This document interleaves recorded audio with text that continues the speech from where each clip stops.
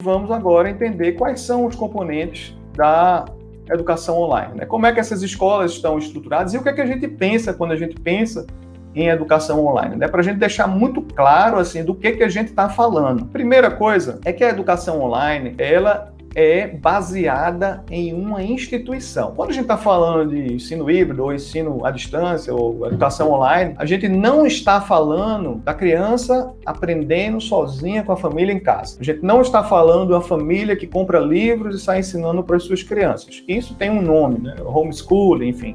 Ensino em casa, e existe uma série de famílias que fazem isso. Esse é um campo de estudo também sobre homeschooling, enfim.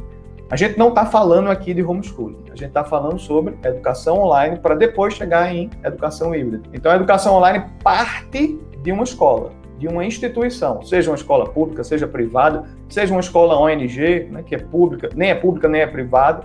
Então, é uma instituição que comanda esse processo, que dá o direcionamento do processo. A gente tem estudantes longe das professoras, né? É um outro componente. A gente não tem os estudantes toda hora juntinho das professoras, nem juntinho deles próprios, né? A gente tem um distanciamento natural. E a gente tem, então, o quê?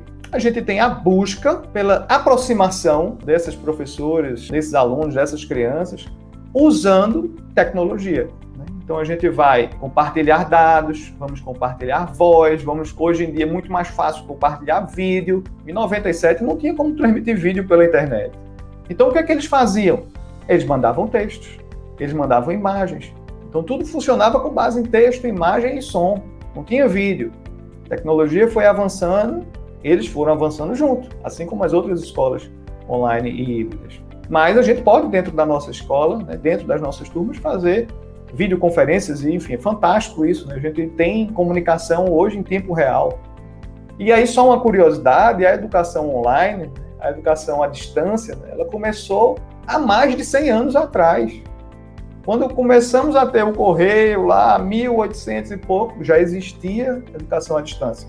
Por incrível que pareça, né? Isso foi uma das coisas mais curiosas que eu aprendi na disciplina de design instrucional, que é como foi a origem da educação online, que foi lá atrás. Eu não imaginava nunca que existiam escolas em 1800 e pouco que já trabalhavam pelo correio, né, fazendo a formação das pessoas à distância. E aí a gente tem hoje, então, comunicação pela internet, né? A internet facilitou muito, então, esse processo do ensino e da aprendizagem para que a gente possa conectar esses professores, né, que estão longe dos seus alunos, né? Os professores e as professoras e os próprios alunos.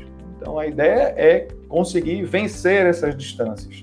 Quando a gente está falando aí, em educação online, né, a gente tem um foco muito grande em garantir o aprendizado. Então, a escola de educação online ela tem que garantir o aprendizado.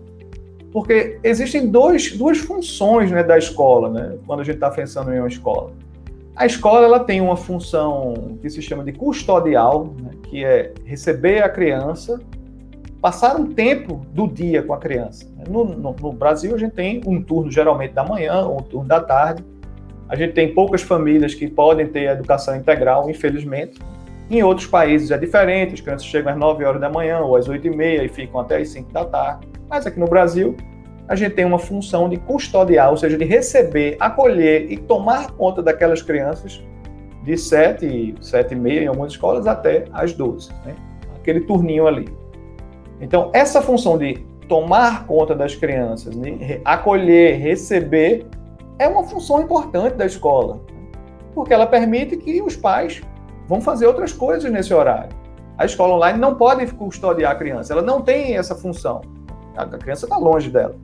Então, ela não consegue entregar esse, entre aspas, esse serviço ou essa facilidade para a família. Então, ela entrega o quê? Ela entrega o outro lado da educação, que é o quê? A aprendizagem. Então, a função principal de uma escola online é realmente garantir a aprendizagem, né? E dentro desse processo, as crianças, né, os nossos estudantes, eles são o protagonista. É diferente da educação antiga, tradicional, que a criança ficava lá sentada e a gente dava aquela nossa aula fantástica e maravilhosa e tudo mais. Isso não existe mais na educação online, nem no ensino híbrido de alta qualidade. E existe também eu até usei uma palavra dosagem, né? Que é a dosagem menor do que o mínimo necessário, não vai causar efeitos para a gente. Né? A dosagem maior do que a dose recomendada, uma superdosagem, causa problemas. Né? Então, essas escolas online e híbridas, elas aprenderam, usando evidências científicas e usando a experimentação ao longo do tempo, a dosar o que é ao vivo, em tempo real, o que é assíncrono para fazer a qualquer momento. Que tipo de atividades devem ser feitas assíncronas, que tipo de atividades a gente deve fazer ao vivo. Então, elas sabem quanto botar de tempo e de foco para cada uma dessas duas grandes modalidades de atividades que a gente pode fazer na educação online. Por exemplo, o meu filho, fazendo uma disciplina, ele tem várias atividades assíncronas e ele tem 2 horas por semana em que ele vai se conectar com a turma para interagir com a professora e com a turma. Então, são dois horáriozinhos, 2 horas por semana. O resto tudo é assíncrono e é muita tarefa, viu? É muito suor para ele fazer tudo aquilo junto com a gente. Ele é primeiro ano. Então, não é 4 horas por dia conectada a turma inteira. Isso não faz sentido. Muita escola fez isso no Brasil e por isso que teve muito problema. Ninguém aguenta 4 horas conectados. Já vai falar disso depois. Vamos avançar. Escribo, inovação para o aprendizado.